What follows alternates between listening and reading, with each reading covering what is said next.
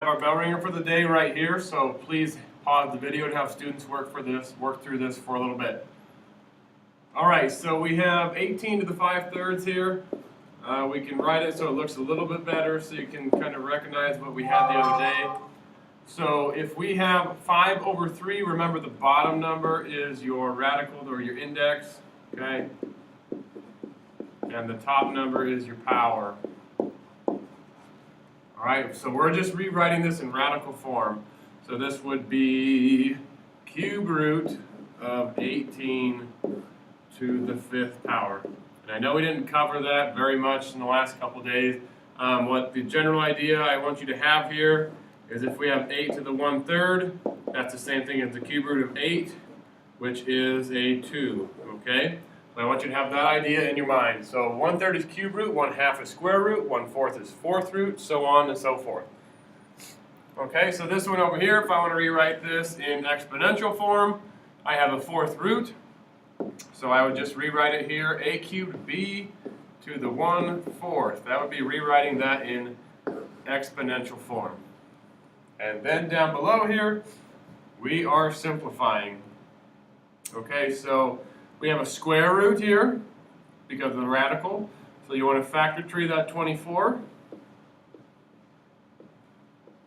And we get down to that for our 24. So remember, square root, we're looking for 2 of a number. Okay, so we get those 2. That whenever I find a group or a pair, that can give me one of those numbers in front. So since I have a pair of 2's here, I'm going to get a 2 in front. And then I have a 2 and 3 left underneath there. So remember when we put them back underneath there, you multiply them. So 2 times 3, that would be 6. And then for x to the 15th, remember we're looking for groups of 2. So how many nice groups of 2 can we get out of x to the 15th? We can get 7 of them. So it would be x to the 7th with an x left underneath. And then y to the 20th, how many nice groups of 2 can we get from that? It would be 10. And then z to the 27th, how many nice groups of 2 can you get out of there? Well, I know I can get z to the 26th. That would be a nice group, right? That would give me 13 of them. All right, so I have z to the 13th, and then a z left underneath there. So that would be our radical after we have simplified. Okay? It's 2x to the 7th, y to the 10th, and z to the 13th. That 13 kind of looks like a b. Okay, so we can fix that up a little bit.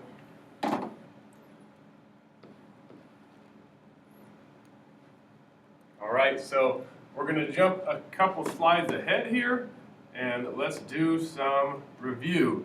So I would like you to follow along, just kind of use your notebook paper and try these examples down. So I want you to try these before I go through them, so please pause the video for about 2 or 3 minutes, maybe 3 to 5 minutes, and then start the video up after the time has gone through, and we'll go through the solutions. Okay, so for a here, I have the square root of 121. So remember, when we're evaluating square roots, when they work out nicely like this, they're like perfect squares or perfect cubes. So we wrote down all those perfect squares and perfect cubes. 121 is a perfect square of 11.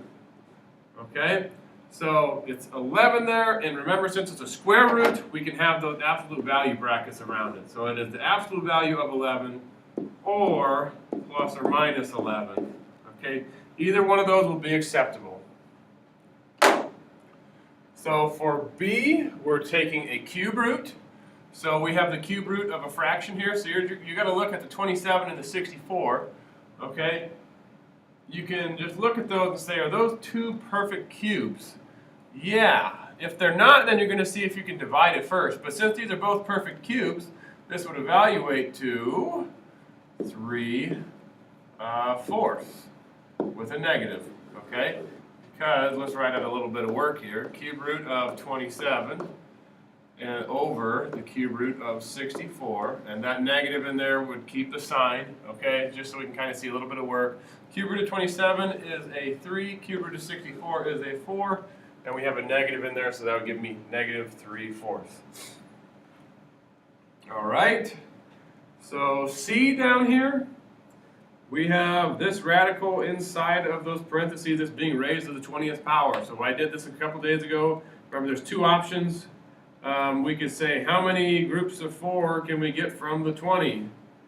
That would be 5 groups of 4 from that 20.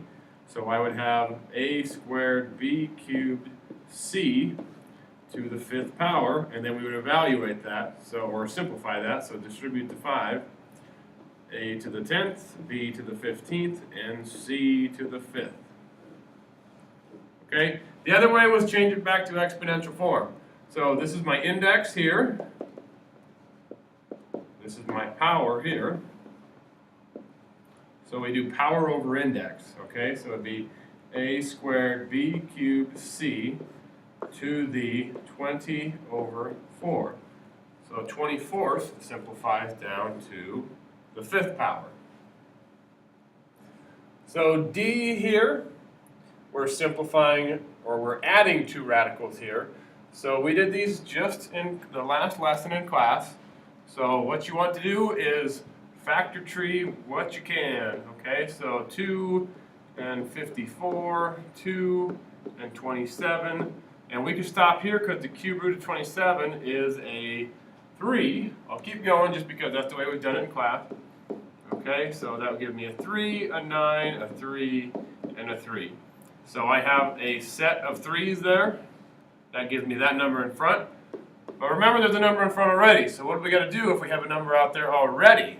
You're going to bring the 3's out, or one of those 3's, and you're going to multiply it. So I get 6 in front, cube root, and then I would put these back underneath there, cube root of 4. And now let's break down to 32. So 2 and 16, 2 and 8, and 8's a perfect cube, so we can stop there again if we wanted to, but we'll keep going. Okay, oops, got rid of everything. 2, 4, 2, 2. So we got a set of 2's right there. So that would give me 2 cube root of 4. And I can add those together. So remember, we have to have exactly the same radical in order to add these together. Since we have the cube root of 4 on both of those, we're going to add those numbers in front. So 6 plus 2 is 8. And then we don't touch the radical, we just rewrite it there, because that's what's telling us that they're like terms. Okay, so that's our first set of review problems. And we have one more set here. Okay, they get a little bit more difficult, but let's give them a shot. So please pause the video again, allow 5 or 6 minutes, and then play the video to work through this. So A, we're going to have to break down to 32, which we just broke down to 32 on the last slide. That's okay, we can do it again. So 2 and 16, 2 and 8, 8 breaks down into 2 times 2 times 2, okay? We are looking for a square root here. There is no number in the index, so it's an implied square root. That means we're looking to circle 2 of a number. So we got 2 2's there, gives me a 2 in front. 2 2's there, gives me another 2 in front. That guy goes back underneath. Okay, how many groups of x's can we get? We would get 2 nice groups. How many groups of y's can we get? We would get 4 nice groups. And one of those y's is going to be left underneath there, because our 4 nice groups would be y to the 8th, right? So we'd have y times y times y. You'd have 9 of those. And we got that 1 left there. So 1 group, 2 groups, 3 groups, 4 groups. That y is left. Okay, so we just have to multiply these 2's in front. We get 4x squared y to the 4th square root 2y. And that is your solution. B, cube root of 3 over cube root of 81. Well, neither one of those is a nice cube root. Just like in the last one, they were nice cube roots. So remember what I said you can do if they're not perfect cube roots. We can combine them. 3 over 81, and then we can simplify that. Okay, that would reduce to 1 over 27. Now we have perfect cube roots. The 1 is a perfect cube root, and the 27 is a perfect cube root. But that would reduce, or that would simplify to 1/3. Okay, so C here, let's take care of that. We'll just kind of start by 2's again. That's what people have been preferring to do, go by 2's. And then that 8 is 2 times 2 times 2 again. So we need 6 of a number. We have 1, 2, 3, 4, 5, 6 2's. That's going to give me just a 2 in front. Okay? I'll write my radical here just in case we got to put stuff underneath there again. 8 to the 13th. We can get 2 groups of 6 out of there. Right? So that would be like 8 to the 12th. So that would give us 2 groups, which would be a squared. And then there would be 1 left underneath there.